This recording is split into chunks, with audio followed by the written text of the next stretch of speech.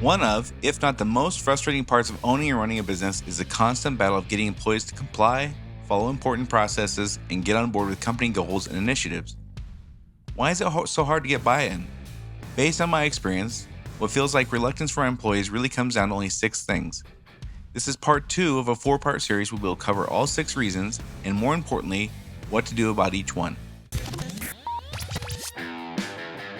Running a service business can be hard. It is not unusual for business owners in industries like contracting, home repair, auto repair, business-to-business services like janitorial, IT and accounting, and many others to feel overwhelmed by all the priorities facing them at any given time. Between addressing the needs of the customers, managing the employees, figuring out the financials, and getting processes in place, feeling like you're making significant progress on your business journey can be difficult. Welcome to Service Industry Success, hosted by Brian Harding. Each week, Brian will look at real-world strategies for building the business you are dreaming of, while also sharing tactics to get through some of the most frustrating parts of business ownership with a lot more ease. Let's get started. So I had a conversation with a business owner about a week ago, and this particular business owner owns a plumbing business, and he was talking about how he was really battling with one of his employees who just had kind of a sloppy truck, like just kept things a mess. And, in that particular industry, along with a lot of other contracting industries, electricians and roofers and, plumbers are no exception either. Getting folks to keep their vehicles clean is a challenge sometimes. Getting them to turn their paperwork in on time, getting them to replenish their parts is a challenge. Getting them to clock in and out for lunch sometimes is a challenge. These things are nonstop conversations, it seems like. And then the sloppy truck one again it's not anything to that particular industry. A lot of folks face this kind of issue. So as we were going through my process with them on managing folks and like how to solve this problem, we talked last week about the number one reason people don't do things is because they don't know what the goal is. In this case, the plumber did know what the goal was. The goal was to keep the truck clean. They had kind of gone through that. The thing that the plumber struggled with here was understanding why. Why does this matter? Why do I need to keep my truck clean? And the business owner knows that this is how the customer evaluates your competence. They don't know plumbing. The customer does not know plumbing, so they will trust your knowledge. They will trust their own knowledge to assess your competence. Meaning they will not try to figure out if you're doing the plumbing right because they assume that you know that better than them. They will base their assessment on your skills on what they can trust within themselves, what they can see with their own eyes. So there's kind of this belief of how you do anything is how you do everything. So if I don't understand the technical work that you're doing, but I do understand what a sloppy truck looks like versus a clean truck, and I kind of have this underlying belief, as most of us do, that how you do anything is how you do everything.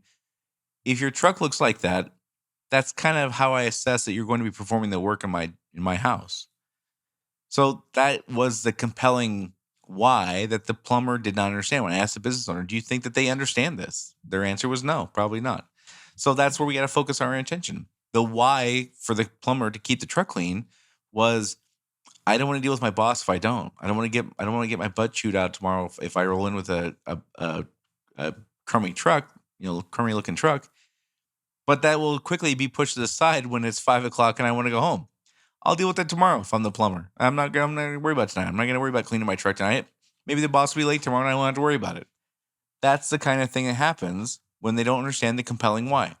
Another example, I was working with a legal firm a few months ago, and they were struggling to have one particular employee follow their kind of paperwork intake process. So when they work with a new client, they have a process they follow, checklists, and they're lawyers, so they got lots of checklists and lots of procedures and stuff like that on how they do things. There was one particular employee who was having a hard time following their process on checking things in. There's a very particular way they want that done. So again, we talk to them, but do they understand what the goal is? Yes, they understand what the goal is. Okay. Do they understand why this matters? Well, what do you mean? Well, do they understand that, that when your clients come into your office to drop things off, they're scared, they're nervous, they're anxious. This is not a pleasant experience for them in most cases. If you're dealing with a lawyer, it means something pretty nasty is going on in your life. And this is the why. Part of the why behind this process was to put the client at ease. So the business owner said, "Well, no, I don't think that they couldn't. The employee could not probably articulate the why. They probably don't know that that's what the real purpose of this is to help put these people at ease. They just think it's a process I want followed. Um, and in which case it comes without the why, it just comes down to if this particular employee is the kind of employee or the kind of person who tends to follow rules or not. So, in my experience, the second most common reason people do not follow the rules, do not follow processes, do not get on board with ideas, don't buy into initiatives and strategies and things like that is they don't understand why it matters. And one of the things I find that's peculiar, I guess I'll say, is that we as business owners and managers and leaders, we kind of skip this until we're at the point where we're begging or pleading or threatening, like, hey, you better do this or else. Oh, and by the way, here's why it really matters. I find that we don't generally do this at the time we're educating and training. And again, we may think we're saving time in training by skipping the explanation. Maybe we somehow in our mind have convinced ourselves that we saved this 3 minutes of explaining why we have to do this, what the purpose of this thing is, that we're saving lots of money. But I would argue that the amount of time and money we invest later begging, threatening, forcing, chastising, whatever you're having to do to get compliance, I would argue that time is 10 or 100 or 200 or 1,000-fold more than the 3 to 5 minutes or maybe 15 minutes it would take to explain why something matters right up front. So in my mind, my training and education goes like this. The first thing I do is explain what the goal is. We talked about that last week. If you haven't listened to that episode, then go back to episode 58, I guess it is, and take a listen to that. The first thing we do is what is the goal? And the second thing is why does this matter? Why does achieving that goal matter? Why does following this process matter? Why does this initiative matter? Why does any of this, the stuff we're talking about today, whatever our topic is with our team, whether it's taking in paperwork or keeping the truck clean or turning in paperwork on time or getting a bid in on time or getting whatever it is, it doesn't matter. What is the goal and why does it matter? Those are the two things we should cover before we get into the actual how. But again, we tend to skip that. And I'm not 100% sure why we do that, but we do. I'm guessing it comes down to, for many folks, they think that, long meetings are a waste of time. And I get that. Some long meetings are a waste of time. Some short meetings are a waste of time too, though. If we skip the what we're trying to accomplish, what the goal is, and why this matters, we're going to be spending a whole lot more time, explaining this stuff later on if we just get out in front of it right away. Another thing I find is sometimes the business owner doesn't really know why this matters to them. They just know it annoys them when it's not done.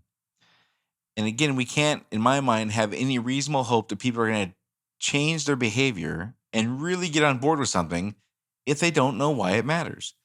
So if you're in a situation where you can't really put your finger on, what the compelling reason is that they should want to do this, then that's something we're going to have to figure out. We have to come to an understanding, or we have to, either understand or develop a more compelling why than I told you so, or that's just the way it is, or if you want to work here, this is what we do, or because I don't want to look at your truck that way. Those are not compelling reasons. Those are reasons, there's no question, but they're not compelling. They're just not enough to get people to change their behavior, period. I'm sorry, they're not. Now, if we were in a situation where we had 15% unemployment, those probably would be compelling enough reasons. That's not our world today, and it won't be again for another few years probably, or if ever, I don't know. But my point is, we can argue about how they should just do this stuff because we said so. Okay. Or we can acknowledge that if we give them a compelling reason to change their behavior, they're more likely to do that. So if we can't articulate, or if they can't articulate why something matters, we immediately know there's no compelling reason for them to do this if any kind of objection comes up. And an objection could be, like I mentioned earlier, maybe the boss won't be there tomorrow and I don't have to worry about it. Or it's almost lunchtime and I'd rather leave at 12 o'clock for lunch to make sure this process of taking the client's paperwork in at the lawyer's office is followed precisely. I don't want to be late to meet my boyfriend for lunch. That's a compelling reason. That's more compelling in this case, maybe than making sure the process we've outlined for them is followed step by step. Without a compelling reason to act differently, people will generally take the path of least resistance. And it doesn't matter how angry you got about something 16 days ago. This moment, as they're facing the choice of, do I do the process the way the boss wants me to, or do I take the easier path? They will do whatever's easy for them unless they have a compelling reason to do otherwise. So we're only shortchanging ourselves by skipping this explanation of the compelling reason. And I don't mean to sound like all these people are like super selfish. Understanding that a person is in a very anxious state of mind and is scared and fearful and things like that when they come to a lawyer's office to drop paperwork off, I think most people kind of get that and they go, you know what? I don't want people to feel like that. I'm not suggesting these people are selfish or unable or unwilling to care about somebody else. I think just the opposite. I think if we give them a reason to care, they will. I think that if you explain to them, hey, the reason we're so particular about this process is because we wanted this person to feel at ease when they leave here. We don't feel more calm when they left than what they did when they came in. And one of the ways we can do that, we don't have a lot of control over this, but one of the ways we do have control is by making sure we've expressed to them that everything's taken care of. Don't worry, it's going to be fine. And we can do that after we get all the paperwork in or whatever it is, right? So again, I don't want to sound like I'm being super negative on people, just the opposite. Let's give them a reason to care. Let's give them a reason to want to do this. And that's my goal through all this stuff of training and educating employees. My goal is for them to want to do this thing, not for me to have to force it. And if I want them to want to do this thing, I have to give them a reason to want it to happen. That's my responsibility. If I'm not willing to do that, then what kind of result can I expect, right? So let me take you a quick moment here and tell you about a webinar I just did. I just recorded it. It's available for you at no charge. Again, I talked about this for a couple weeks now, and I'm going to mention it for another week or two until it's not available anymore. If you're like nearly all business owners I work with, you're frustrated that you can't hire any talented people right now. Some people are just like, I just need somebody. Doesn't have to be super talented. Just give me somebody. Hopefully that's not your situation. Hopefully you're a little more particular than that still. Point is, this webinar is primarily for business owners in service industries who are struggling to find applicants or prospective employees. During this webinar, which lasts about an hour, you're going to learn the number one way employers generally tend to work against human nature when they're writing and placing their ads, the 5 questions you must answer in every ad if you want applicants to respond, and the number one obstacle that prohibits applicants from acting right away. And here's the thing.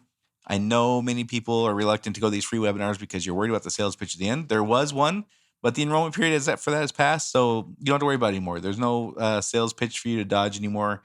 Our next open enrollment is not until June, so it is mentioned on the webinar, but it's we're past the deadline, so there's nothing for you to do there except for taking the free information, and I hope it helps you. I promise you, this will change the way you write your ads. I promise you, if you follow this, you'll get the same kind of results as the people who literally, in some cases, went from not being able to hire anybody in 2 years to 6 weeks later having to turn the ad off because they couldn't hire any more people. I mean, it was that dramatic of a change, and that's certainly possible for you. So go check it out. It's an hour. If you only get 3 or 4 pointers out of it, it's totally worth your time. If you're needing to hire people right now, which again is the number one problem most people have, go check it out. freehiringwebinar.com. Again, freehiringwebinar.com. So we got to remember, whenever we're educating and training our team, before we get to the how, before we get to the process we want to follow, before we get to the step-by-step instructions, first thing we talked about last week is, what's the goal? What are we trying to accomplish? You would not go about saying you're going to cut your carbs to 15 or 20 carbs a day without first saying, I'm going to lose some weight. You just wouldn't do it that way. That's not human nature. People are the same way. So we got to first tell them the goal. Then we got to tell them why this matters. Why are we doing this? We have to develop a compelling why. And in previous episodes of this podcast, we've gone over some very useful tools that I hope you implement to do just that, to help figure out that compelling why. And again, this is the second most common reason people do not get on board with things, is they don't know why it matters. Usually we don't get into this until we're at the point where we're begging or pleading or threatening. And by then we've already, how many hours of our lives are wasted already kind of, throwing our hands up because people are not on board? Or how many customer complaints have we gotten? Or how many missed opportunities have we not closed on? Or whatever it is. Give them a compelling reason besides I told you so. That's not a good compelling reason. That's because that's how we do it here. That's not a compelling reason. People are going to choose the path of least resistance unless you give them a reason not to. I'm sorry. I wish we all operated differently. We don't. This is how we operate. This is how we're human. This is how we all do it. So we may think we're saving time by skipping the explanation, but I would argue it costs us much more time in the long run. And again, I can't stress this enough. This should be the second thing we cover before we get to how we're going to do something or what the process is. Here's why it matters. And again, I have to get it so that they can explain it back to me. It doesn't matter how well I explain it to them. It matters how well they explain it back to me. If we don't know, other than it just annoys us when it's not done, why we want this done, then we can't have any reasonable hope that they're going to change their behavior. If I can't articulate what my why is for this to happen, they certainly aren't going to be able to. And again, it's not as important that I can do it as that they can do it. So we got to explain what we're trying to accomplish and why it matters, and then ask them, can you tell me back what you heard? Like, what do you think? Why do you think this matters? What are the consequences if we don't do it right? What are the successes we're going to see if we do it right? Those are the kinds of questions I need to be asking before I get to how we're going to do it if I want them to buy in. And again, I can't. I hate to just talk in circles, but I told you so is not a good reason, and we just kind of default to that subconsciously sometimes because we got 5,000 things on our plate. We got a million other things to worry about.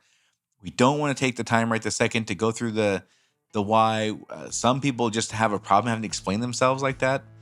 I would just argue that, listen, it's going to cost you so much more time in the long run if you don't give them a compelling reason up front. Again, for me, my goal is for them to want to do this, not to do it because they have to, not because I'm going to get angry if they don't, or they're going to feel like they're going to be in trouble if they don't. That's not, in my mind, those are temporary wins. I want long-term wins. I want them to want to do this. So I got to give them a compelling reason if that's what I want, and I do. So that's it for this week. Don't forget to go to freehiringwebinar.com to learn the exact strategies other business owners implemented to find talented people after struggling themselves for so long. Again, like I always say, please, if you haven't, share this podcast with a friend or colleague who's a business owner in the service industry. Give us a rating review. For those of you who have already, thank you so much. I really appreciate it. And that's it for this week, and I'll see you all next week.